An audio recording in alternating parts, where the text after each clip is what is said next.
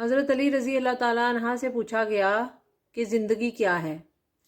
آپ نے جواب دیا، ایک سجدے سے دوسرے سجدے کے درمیان جو عرصہ یا وقت ہوتا ہے اس کو زندگی کہتے ہیں۔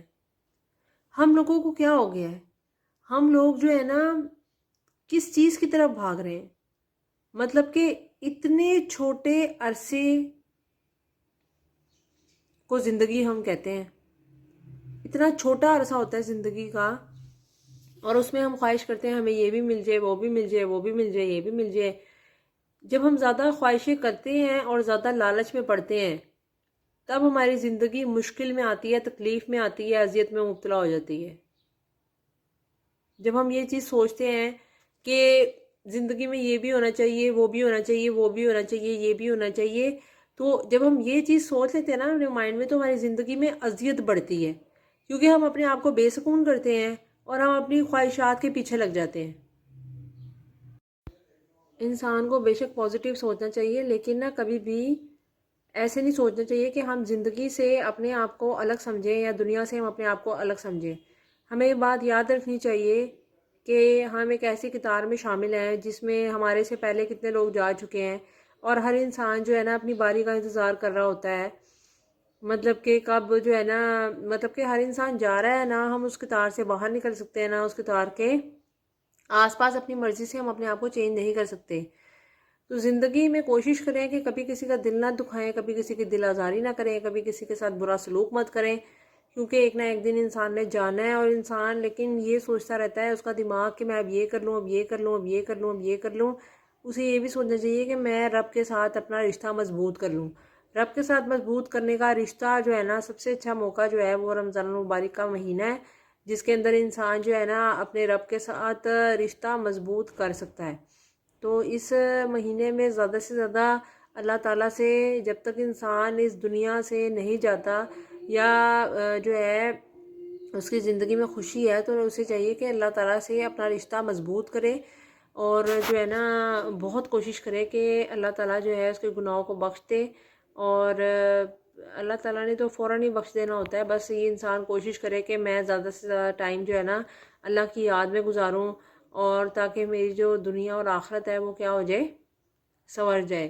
اور یہ بہترین موقع ہوتا ہے رمضان المبارک کا، جس میں انسان یہ سوچتا ہے، اصل میں انسان کو یاد سب کچھ ہوتا ہے سوائے اپنی موت کے، کیونکہ انسان جو ہے نا زندگی کو، انسان جب تک یہ نہیں نہ سمجھتا کہ یہ ہمارا کرائے کا گھر ہے، رینٹ کا گھر ہے، جیسے ہم رینٹ کے گھر میں رہتے ہیں تو اسی طرح زندگی بھی ہے، یہ ہمیں رینٹ پہ دی گئی ہے، اور یہ جو ہے نا رینٹ پہ مالک کا جب دل کرے گا وہ کبھی بھی ادھر سے نکال سکتا ہے ہمیں۔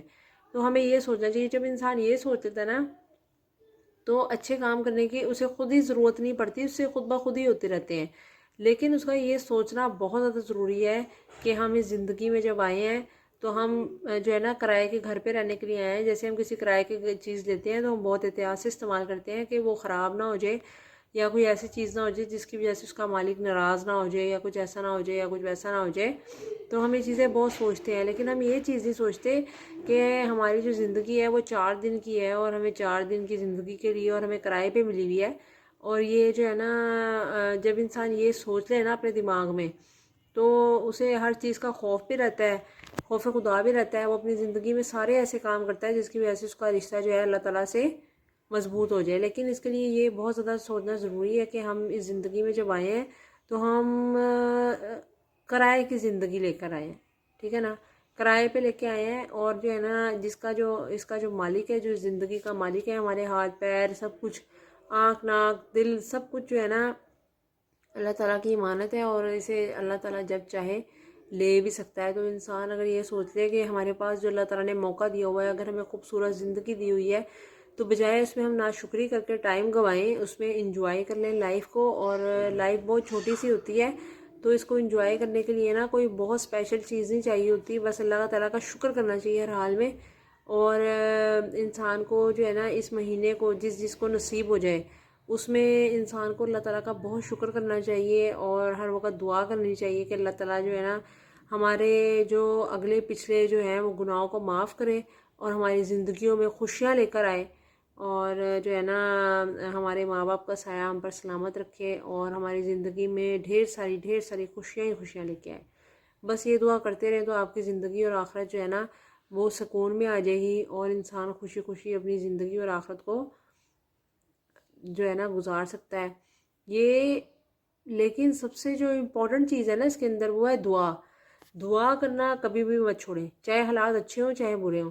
جب ہم دعا کرتے ہیں نا تو ہم دنیا میں بھی کامیاب ہوتے ہیں اور آخرت میں بھی انشاءاللہ کامیاب ہوں گے.